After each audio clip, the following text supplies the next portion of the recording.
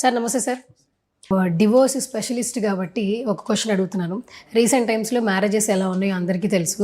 అంటే ఒకప్పుడు ఏంటంటే పెళ్ళైన తర్వాత డివోర్స్ తీసుకోవాలి అంటే చాలా ఎక్కువ ఆలోచించేవాళ్ళు. అంటే నెక్స్ట్ ఏంటి అనేది ఒక చిన్న భయం ఉండేది. ఇప్పుడు డివోర్స్ అనే మాట ఎలా ఉంటుందంటే డైలీ మనం ఒక కాస్ట్యూమ్ మార్చుకున్నంత ఈజీగా డెసిషన్ మేకింగ్ వచ్చేస్తుంది.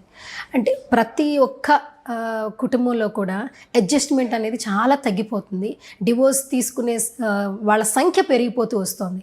సో అప్పటికి ఇప్పటికీ చాలా చేంజ్ వచ్చింది వివాహ వ్యవస్థలో. ఒక అడ్వకేట్గా ఏం చెప్తారు? వివాహ వ్యవస్థలో చాలా చేంజెస్ వచ్చినాయంటే మనకు ఇందులో సామాజికమైన మార్పులు దాన్ని.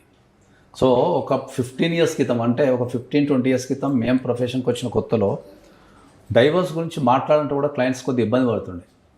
కొద్దిగా వాళ్ళు మా దగ్గరకు వచ్చినప్పుడు కూడా ఏంటంటే షై ఫీల్ అవుతుండే, చెప్పాలన్నా వద్దా అని అదవుతుండే. తర్వాత 1-2-3 కన్వర్సేషన్స్ తర్వాత then they will open up అయిపోతుండే. ఆ తర్వాత డైవర్స్ అప్లై చేయాలని కూడా 1-2 సార్లు ఆలోచించుకుంటుండే. ఇప్పుడు ఈ ప్రజెంట్ జనరేషన్ ఇప్పుడు మనం మాట్లాడే టైంకి ఏమవుతుంది అంటే డైవోర్స్ అని మాట్లాడడానికి కానీ వాళ్ళు డెసిషన్ తీసుకోవడానికి కానీ భయపడతలేదు. క్యాజువల్ థింగ్ అన్న టైప్లో మాట్లాడుతున్నారు. అవును సార్, నేను పలానా వ్యక్తిని పెళ్లి చేసుకున్నా, సో కారణాల వల్ల పడతాను లేదు మాకు, సో ఐ వాంట్ డైవోర్స్ అనే పదాన్ని చాలా సింపుల్గా వాడేస్తున్నారు వాళ్ళు. దానికి డైవోర్స్ అనేది కూడా ఒక ప్రాసెస్ అనే విషయాన్ని మార్కెట్లో బాగా వెళ్ళిపోయింది. అంటే ఇద్దరు వ్యక్తులకు పడకపోతే డైవోర్స్ తీసుకోవచ్చు అనేది కూడా బాగా పడిపోయింది. దానికి ప్రధాన కారణం ఏంటంటే ఇండివిజువాలిటీ, ఫ్రీడమ్ ఎక్కువైపోవడమే ప్రధాన కారణం. ఇంతకుముందు ఏంటంటే ఎన్నోసార్లు చెప్పినట్టు ఏంటంటే మనది కుటుంబ వ్యవస్థ కాబట్టి కుటుంబం భయం ఉంటుండే, మైగ్రేషన్ లేదు. మైగ్రేషన్ లేనప్పుడు అందరూ ఒకటి దగ్గర ఉంటుండే కాబట్టి మనం ఆ ఇంట్లో ఉన్న అందరు వ్యక్తులను పరిశీలిస్తుండే, ఎటు పోతున్నారు, ఏం చేస్తున్నారు, ఎక్కడికి వస్తారు అని చెప్పి చేస్తుండే. ఇప్పుడు ఎప్పుడైతే మైగ్రేషన్ పెరిగిపోయిందో, అంటే ఒక వ్యక్తి ఒక ప్లేస్ నుంచి బతకడానికో చదువుకోవడానికో ఎప్పుడైతే బయలుదేరిండో అక్కడ నుంచి మనకు ఫ్యామిలీ ఇష్యూస్ ప్రాబ్లం అయిపోయింది. సో ఇప్పుడు ఒక అమ్మాయినో ఒక అబ్బాయినో మనం చదువుల కోసమో ఉద్యోగం కోసమో వేరే ప్రాంతానికి పంపించినప్పుడు ఆ వ్యక్తి ఏం చేస్తున్నాడు అనేది మన దగ్గర ఇన్ఫర్మేషన్ ఉండదు. ఓకే, వాళ్ళు ప్రేమించి పెళ్లి చేసుకుంటున్నారా, లేకపోతే లేచిపోయి పెళ్లి చేసుకుంటున్నారా, లవ్లో ఉన్నారా అనేటివి లేవు. సో దానిపైన మానిటరింగ్ చేయాల్సిన బాధ్యత తల్లిదండ్రులకు ఉంటుంది బాగా.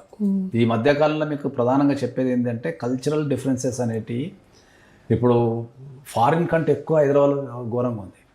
అవునా? చాలా ఘోరంగా ఉంది. ఇప్పుడు మన దగ్గర కోలివింగ్ హాస్టల్స్ వచ్చినాయి. అంటే ఒక పెళ్లి కానీ ఒక అమ్మాయి కలిసి నివసించే అవకాశాన్ని హాస్టల్స్ కల్పిస్తున్నాయి. అది కూడా ఒక ఎంగేజ్లో ఉన్నాయి.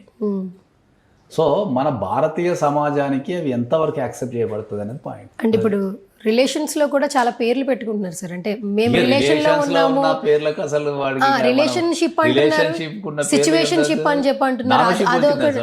ఇంకొకటి ఏంటి నానోషిప్ అంటే ఏంటి అంటే నాకు తెలిసి ఏంటంటే రెండింటి గురించి తెలుసు.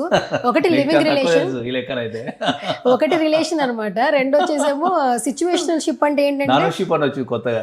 ఏంటి అసలు the relationship should be at least 1 or 2 days ఉంటుంది అంతే. అంటే ఓన్లీ 2 days మాత్రమే, ఒక రోజు 2 రోజులు అంతే రిలేషన్షిప్ అంతే కదండి. నానోషిప్ అంటది కొత్తగా. సో సిచ్యువేషన్షిప్ ఎప్పుడో వెళ్ళిపోయింది, అది పాతది. అది ఇప్పుడు నానోషిప్ వచ్చింది. కాదు సార్, ఈ షిప్స్ లన్నీ ఎక్కడి నుంచి అడాప్ట్ చేసుకున్నారు మన వాళ్ళు? మీకు ఏమన్నా పరిశోధనలో తేలింది అసలు ఎక్కడి నుంచి వస్తుంది? క్లయింట్స్ వాళ్ళకున్న రిలేషన్ ని బట్టి దానికి పేరు పెట్టుకుంటారు. కంఫర్ట్ జోన్ అంతే కదా. ఒక వ్యక్తితో 2 రోజులు కలిసి ఉండాలనుకుంటే పేరు కావాలి కదా అని పేరు పెట్టుకుంటారు అంతే. మనం అందరికీ మనకి ఎన్ని చెప్పినా కూడా ఏంటంటే ఫైనల్గా ఏంటంటే ఇప్పుడు నేను ఉన్నా అనుకోండి, సపోజ్ నేను చాలా దేశాలు తిరుగుతూ ఉంటాను రెగ్యులర్గా. సో భారతీయ కల్చర్ని మించిన కల్చర్ అయితే ఇక్కడ చూడలే నేను. ఒక సిస్టమేటిక్గా ఉండి ఒక కుటుంబము, దాని వ్యవస్థ, ఒక ఎదగటము, కష్టపడటం అంతా ఒక పద్ధతి ప్రకారం చాలా మంచిగా ఉంటుంది. భారతీయ వ్యవస్థ అనేది చాలా మంచిగా ఉంటుంది. దాంట్లోకి డెవలప్మెంట్ అనొచ్చు, లేకపోతే ఇంకా వ్యక్తిగత స్వేచ్ఛ అనొచ్చు, ఫ్రీడమ్ అనొచ్చు, అన్నీ దూరిపోయి వ్యవస్థని నాశనం చేయడం స్టార్ట్ అయిపోయింది. అట్లా ఎంత అంటే ఒకప్పుడు మర్డర్ అనేది ఎప్పుడో బాగా విపరీతమైన కక్షలు కానీ లేకపోతే ఆస్తి పెద్ద ఎత్తున ఆస్తి తగాదాలు అని ఉంటే జరుగుతుండే. ఇప్పుడు రిలేషన్షిప్స్ కోసం కూడా అంటే ఇప్పుడు మనం సమాజం గురించి మాట్లాడాలంటే రీసెంట్గా ఎక్కడ చూసిన జీడిమెట్ల పోలీస్ స్టేషన్లో 10th class చదివే అమ్మాయి అనుకుంటా, అరౌండ్ 16 years అమ్మాయి బాయ్ ఫ్రెండ్ని మెయింటైన్ చేస్తూ తల్లిని చంపేసింది. ఆ 16 సంవత్సరాలు ఉన్న ఒక అమ్మాయి ఒక తల్లిని చంపాలన్న ఆలోచన మైండ్లో వచ్చింది అంటే మన సమాజం ఎక్కడికి పోతుంది అనేది క్వశ్చన్. ఇంకోటి అందరికీ ప్రధానంగా చెప్పాల్సింది ఏంటి అంటే, ఈ సమాజానికి ప్రధానంగా చెప్పాల్సింది ఏంటి అంటే, ఫారిన్ కంట్రీస్లో కౌన్సిలింగ్ సెంటర్స్కి చాలా వాల్యూ ఉంటుంది. చాలా వాల్యూ ఉంటుంది కౌన్సిలింగ్ సెంటర్స్కి.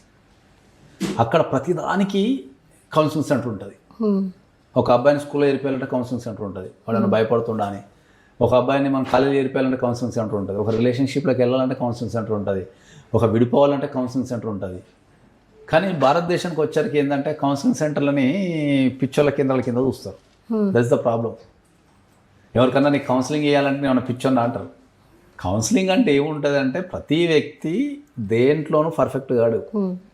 సో వాళ్ళ సొంత విషయం అనేది వాళ్ళకి అర్థం కాదు. అర్థం కానప్పుడు ఏంటంటే ఒక ఎక్స్పర్ట్ చేత కౌన్సిలింగ్ తీసుకుంటే మీకు సరైన గైడ్లైన్స్ కానీ సరైన నిర్ణయం తీసుకునే అవకాశం కానీ ఉంటుంది. ఓకే.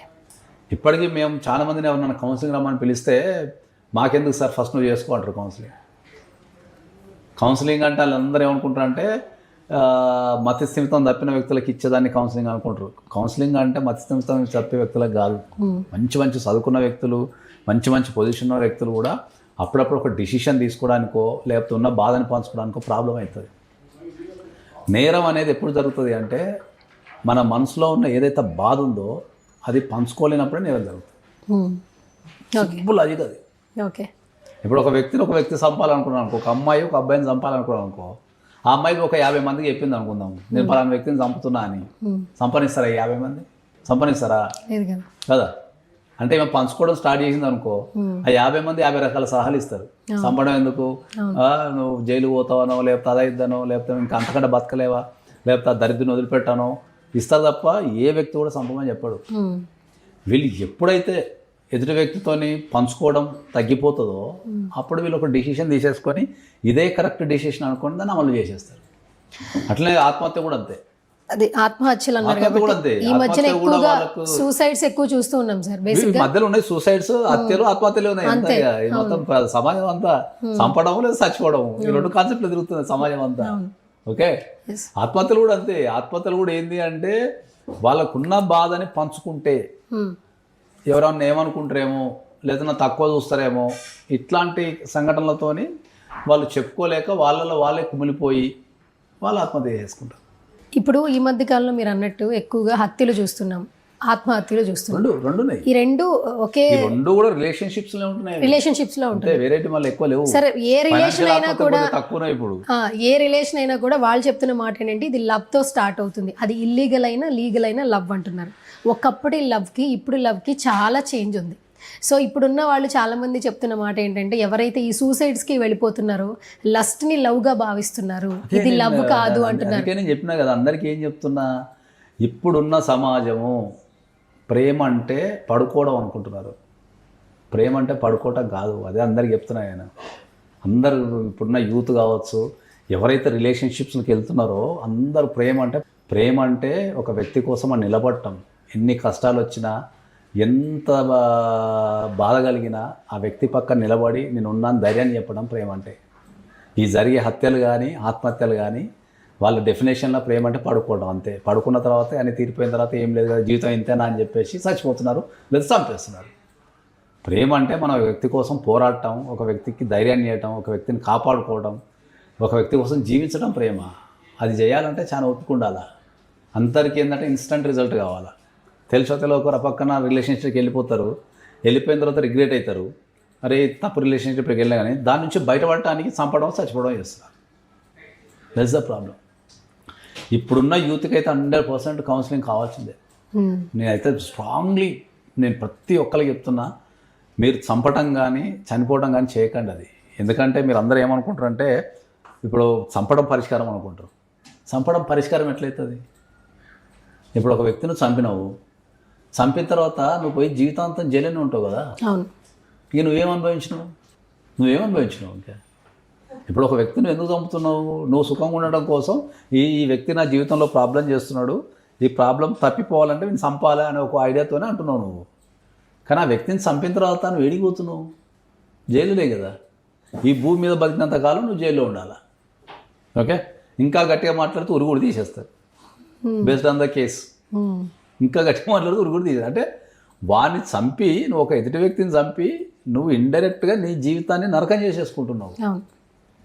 ఓకే, దాని బదులు నువ్వు ఒక మంచి కౌన్సిలింగ్ సెంటర్కి వెళ్ళి ఒక మంచి వ్యక్తులను పట్టుకొని 1, 2, 3 సార్లు కౌన్సిలింగ్ సెషన్స్ తీసుకొని ఆ రిలేషన్షిప్ నుంచి బయట అవడం ఎట్లా, లేకపోతే ఆ రిలేషన్షిప్ని స్ట్రాంగ్ చేసుకోవడం ఎట్లా అనే సలహాలు కనుక తీసుకోగలిగితే నువ్వు జీవితాంతం బ్యూటిఫుల్ ఉంటావు కదా.